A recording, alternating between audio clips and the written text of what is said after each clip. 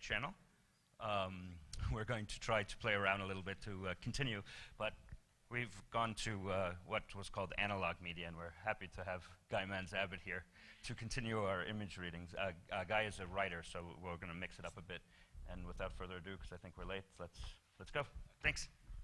You're going to have to refer to your menu for my image, which is the little half moon in your thing. I would ask you to do it if you possibly could, because otherwise the joke of this is completely wasted. So with that in mind, it's a little silver half moon with an anthropomorphic figure of a half moon, which is a real one. Okay, like that. Yeah. So, museologically, this image, not this one, the half moon in your thing, is titled "Better the Turks Than the Pope" and described as a Protestant badge in the shape of a half moon, dating from 1574. It was worn by so-called sea beggars who set out from Rotterdam in a fleet of lowly craft to relieve the siege of Leiden, having first deliberately flooded the reclaimed farmland in between. For me, it's an image of an object, albeit that an image is an object, philosophically speaking. Certainly, it's a thin image of a thick object, and I will elaborate on that thickness a little. Meanwhile, to the extent to which it is an image, for me, it's an image of mud. What is mud? Donna Haraway has said that muddle, is an old Dutch word for not clarified, in the mud, obscure. It's something she celebrates as a creature of the mud, in preference to the sky, part of our planet's abyssal and elemental powers, which, as she said, the Greeks gave names like chaos for their generative destructiveness, and a particular temporality, which Haraway calls ongoingness. I live on a floodplain in London's centre, flew from that one to this one, near the or once a mouth of the Mars. It's complicated, I know, but I'm just going to call it the Mars, if you don't mind. And I'm also more of a mud man than this figure behind me in your booklets. Daniel Defoe once said that the Englishman was the mud of all races. And in fact, the word itself is more promiscuous in that kind of way than Haraway suggests. However, mud does have an origin in Dutch as a measure of capacity, while muddle can denote a confused assemblage. So I commit to offering a generative mud of thoughts that will take us to Leiden, as well as further afield via the Mars, in pursuit of life after or beyond the coming deluge, a utopia, you might say, of mud. First, with our feet in the mire, let's look at the sky, where this anthropomorphic figure in your booklet reigns. Let me turn on some of the stars and constellations that offer a peculiarly 21st century light upon our situation, as well as pathways through and even beyond it. Up there is a tiny moon circling, I think it's Jupiter, and you can see on its reflective rear the date 1566, the year of radical Protestant iconoclasm in these Netherlands, in which images and objects were destroyed in the immediate lead-in to the production of this image in your booklets of an object of radical Protestantism. Behind me, or in fact in your booklets, is the concrete matter of a moon cast in 320 millimeters of silver, as delicately as it could be done. If we quickly dispose of the cheesy man, there is no half moon at all, is there? In fact, this badge is a simple sign of the moon as a foreign body, modulating the Earth's waters, high and low tides. It's also more overtly a sign of the alternative continental imperium, Ottoman versus Spanish Habsburg. This crescent denotes Ottoman Caliph Islam. What we see up there is more complexly subtle than this. 10 years ago, almost to the day, I first met Mourid Barghouti, the great Palestinian poet, memoirist, and man, stood smoking under a bellying moon. It was not just a half moon, he told me, but slightly more than half. The word he used was mafraq at the time, and he drew it for me and wrote it in Arabic and English. And unfortunately, I couldn't find that piece of paper in the last few days. But anyway, in any case, it's a temporality of spirited positivity or ongoingness, you might say. The moon in Hilal, as cast here, is the new moon's first visible crescent, another measure, in this case, of time dividing into months, including, of course, Ramadan.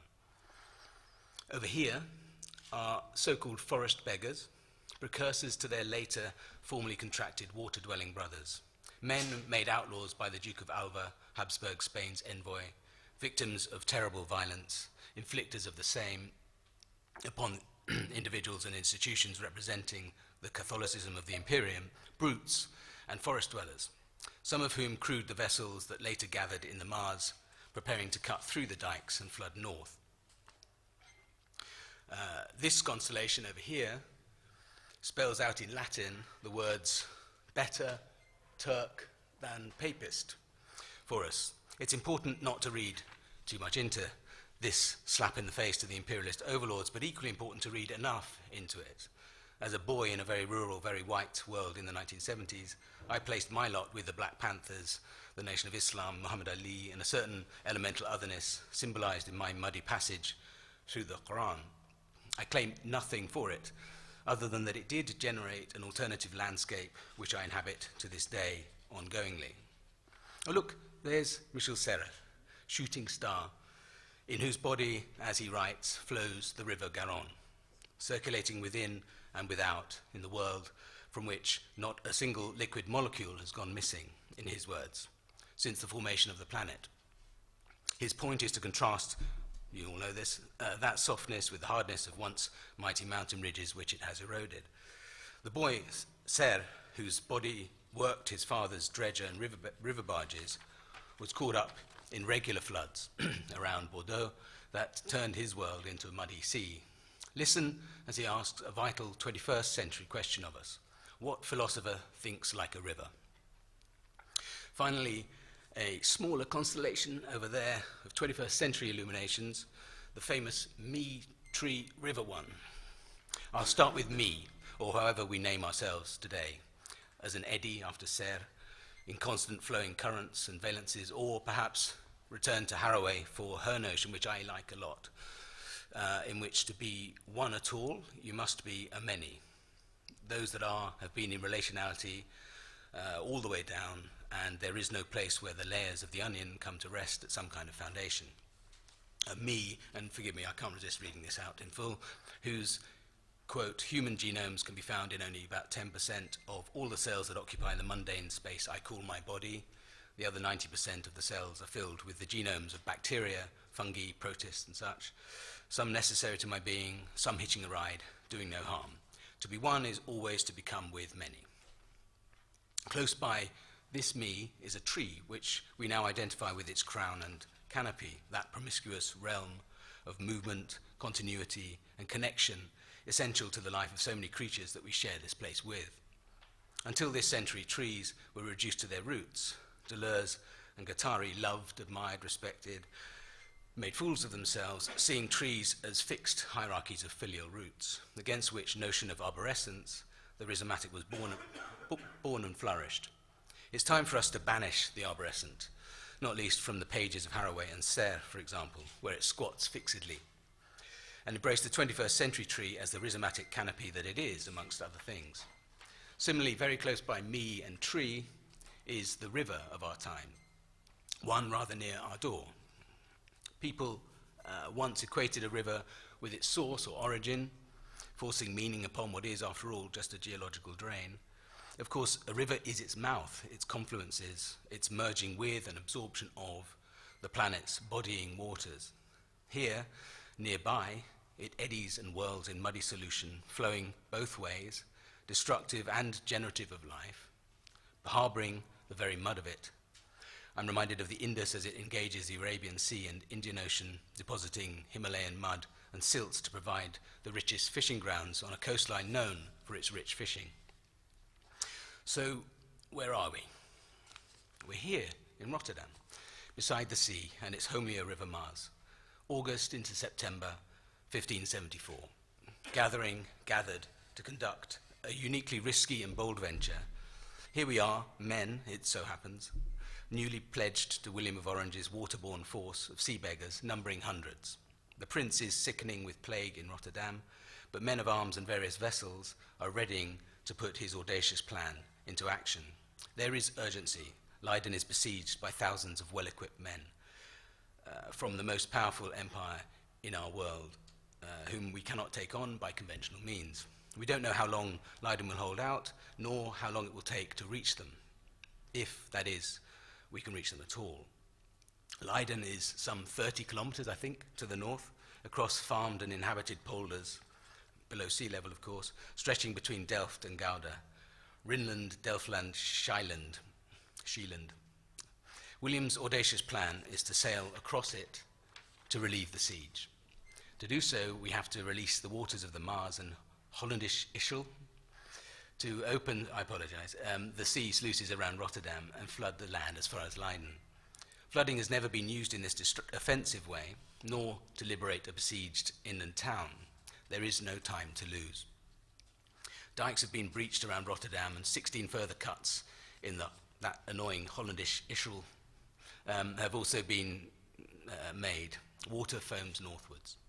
Gathered here in heaving muddy waters are flat-bottomed boats of varying sizes, large enough to ship sufficient supplies of food, brass pieces, and swivel guns, low enough to ride the flooded fields, numerous enough to overwhelm the Spanish military when or if we reach Leiden. We have kromstevens, prams, shallow galleys, and barges, and when joined by others from Gouda and Delft, we will have more than 200 vessels. Soon we'll discover the extent of flooding as we head out from the Rotte towards the next breach. William's Admiral Boisseau led the way on the 5th of September, battling and cutting through the first and then second lines of flood defences, passing Zoetermeer to reach Noord-A Lake on the 21st, where progress came to a halt, 10 kilometres from a helpless Leiden, but with no water to advance on.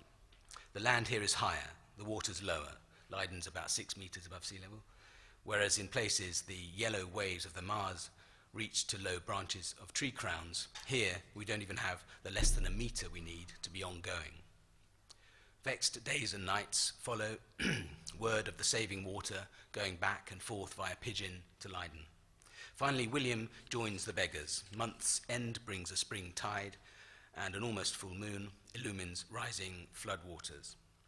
The Spanish pull back to regroup at Leiderdorp as the last dike is cut and the green and brown duckweed of the ditches pours over into Westbrook Polder, which soon disappears under its waves.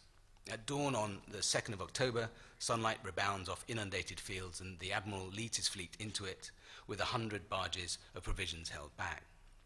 Boisseau moved too soon, and the heavy barges ran aground in turbid waters, shallower than expected. But with the moon, the tides, the heavy waters, and winds came spirited despair as men jumped overboard to haul their labouring vessels by rope and any other means of brute strength forwards until they reached the city's outer watercourses. From there, battling man to man in muddying mire, it doesn't take many hours before the sea beggars enter Leiden, distributing bread and fish to the surviving multitude. Amongst eddying humanity, a note is discovered from the defeated Spanish general, crediting the waters with success. In any case, a signal victory and flood-induced new nation to slightly simplify things. There's one final light to locate. The first painter of European landscape as a genre, Joachim Patinier of Dinant on the River Maas. Let me not make too much of this reference, but follow the illumination of one of his paintings that renders familial biblical allegories, Saint Jerome, etc., using the distinctive rocks above his river home. Flight into Egypt here portrays a slow-moving couple beneath those signature rocks. But let's just fly right into the Nile Valley ahead of them in pursuit of the rope stretchers. Serre takes the word of Clemens of Alexandria, recorder of Greek travellers in Egypt some 2,500 years ago, and adopts the Harpedonaptai, a confused assemblage of royal official or surveyor. Serre makes extravagant use of this figure, whose role was to venture with their measuring rope onto the muddy floodplain of the Nile after seasonal floodwaters had abated. Floods like this recover Haraway's state of chaos in its generative nascency. Serre reads too much into it, writing, "Since the flood erased the limits and markers of tillable fields, properties disappeared at the same time. Returning to the now chaotic terrain, the Harpagonapti, redistribute them, and thus give new birth to law. Or, after the seasonal deluge, anything is possible and is literally measured out by an unreliably sodden rope, according to all the usual means of persuasion. Despite academic doubts about the rope stretcher and a nomination limited to Clemens and his account of Democritus, I'm going to read even more radical promise into this figure, in the context of the victory by flooding of the sea beggars. The beggars adopted their derogatory name after it was used dismissively of nobles exiled to the seas, who were in these ways creatures of the mud, too. I'm a river rat, myself destined to be flooded out of home or existence if a totalizing economic globalization, which you might call a capitalocene, is permitted continued free reign. Any global system that operates as one is precarious and can't do what we can and must, which is to think. Not merely think, though, but to think as a river. Think our common world. Think beyond the coming destructive, even obliterative deluge.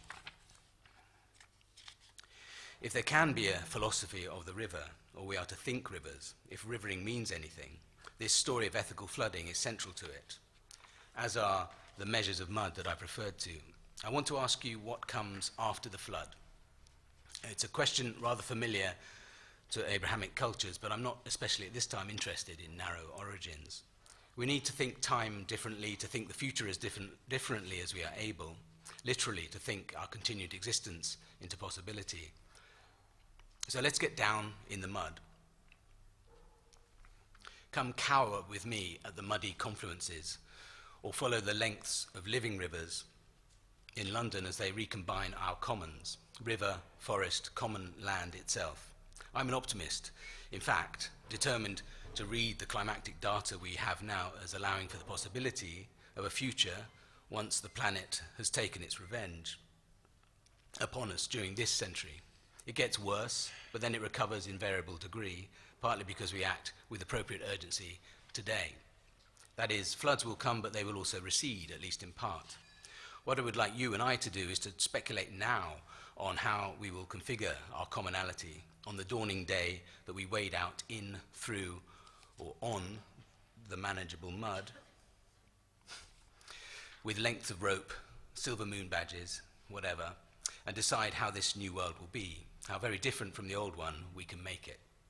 And I want us to do this philosophy of the river because it might articulate an alternative, a creatively ethical, urgently active opposition to the totalizing violence of ever more concentrated resources and attendant widespread exploitation that defines our time, which will help speed that happy morning with its vista of common world mud, an illusion-free utopia in which we get the chance to do things right, to become with, if you must, in any case, to recompose ourselves in everything that remains on Earth.